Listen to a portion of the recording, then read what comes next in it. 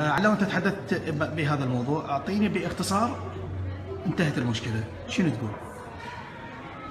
والله الصراحة يعني من خلال المشكلة اللي صارت وتعامل الإيرانيين صراحة، خلي أكون صريح وياك، أنا بالنسبة لي بعد إيران التجربة مالتها ما تتكرر، ولو يعطوني مليارات ما أكررها، لأن صراحة بين الجانب الإيراني أنه عندهم شيء يعني مع العراقيين صراحة. وحتى اللاعبين صراحة أنصحهم بعد يعني أنه يبتعدون عن الدوري الإيراني، لأن يعني يدورون شغلات ثانوية، ما يدورون مستوى، أو يعني مثل ما نقول شغلات عندهم من زمان.